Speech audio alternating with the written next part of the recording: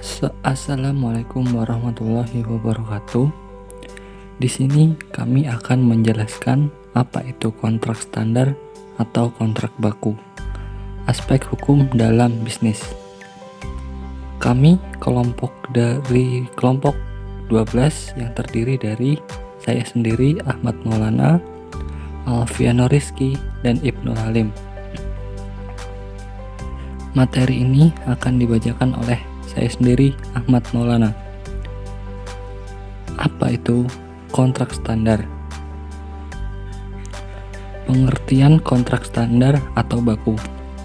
Istilah perjanjian baku dialih bahasakan dari istilah yang dikenal dalam bahasa Belanda, yaitu standar kontrak. Kata baku atau standar artinya tolak ukur yang dipakai sebagai patokan atau pedoman bagi setiap konsumen yang mengadakan hubungan hukum dengan pengusaha.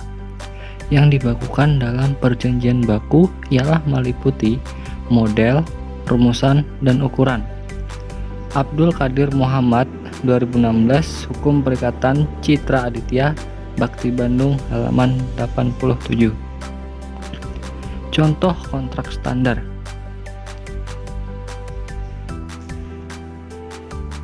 Kontrak standar terbagi menjadi 4. Perjanjian pembiayaan di lembaga-lembaga pembiayaan. Kedua, kontrak jual beli tanah atau rumah. Ketiga, kontrak tabungan. Dan yang terakhir, kontrak kerja. Pandangan pakar terhadap kontrak standar, yaitu Sluyter, atau yang dikenal kontrak baku bukan perjanjian atau kontrak, karena kedudukan pengusaha atau yang menentukan klausul kontrak bertindak layaknya pembentuk undang-undang swasta. Kedua, Pitlo, atau yang dikenal kontrak standar adalah kontrak paksa. Ketiga, Stein, kontrak baku dapat diterima berdasarkan fiksi, adanya kemauan dan kepercayaan.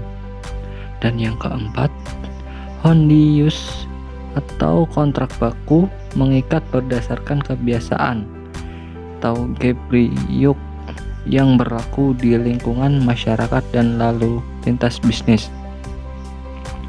Anatomi kontrak atau akad. 1. Judul akad atau kontrak. Judul akad atau kontrak, suatu judul yang mewakili isi akad dan kontrak tersebut. Misalnya bisa ditulis kontrak jual beli jika berjanjiannya berupa jual beli antara pihak A, penjual, dan pihak B, pembeli. Jual beli barang ringan memang biasanya tanpa kontrak tertulis, cukup dengan lisan atau nota. Namun barang berat seperti tanah dan rumah harus memakai kontrak tertulis, dan lebih bagus lagi melalui notaris. Dan yang kedua, pendahuluan. Dalam akad syariah, terkadang terdapat pendahuluan berisi dasar hukum akad secara singkat yang bersumber dari Al-Quran atau hadis. Bagian ini tidak harus ada dalam sebuah akad, namun ia dapat menjadi ciri khas bagi notaris syariah yang membedakannya dengan notaris biasa. Yang ketiga, pembukaan. Berisi tempat dan waktu penandatangan kontrak pada prakteknya di lembaga keuangan syariah. Selain tanda tangan nasabah dan bank, juga membaca teks ijab kabul dengan sahih.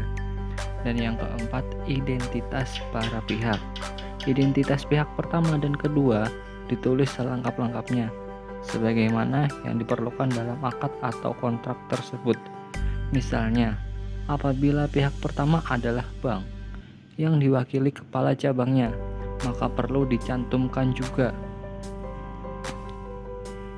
Dan yang kelima, yaitu isi kontrak. Ketentuan umum berisi definisi-definisi yang dibutuhkan dalam kontrak tersebut agar tidak ada kesalahan tafsir. Ketentuan pokok berisi klausul-klausul yang mengatur perjanjian tersebut, mulai dari barang yang diperjanjikan, jangka waktu, ketentuan pembayaran, sampai force manager dan penyelesaian sengketa. Dan yang terakhir, yaitu penutup.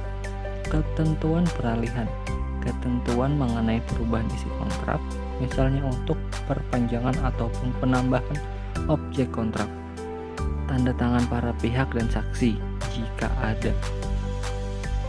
Klausul-klausul yang dilarang, pasal 18 ayat 1 Undang-Undang Nomor 8 Tahun 1999, yaitu menyatakan pengalihan tanggung jawab pelaku usaha. Dan yang kedua, menyatakan pelaku usaha berhak menolak menyerahkan kembali barang yang dibeli.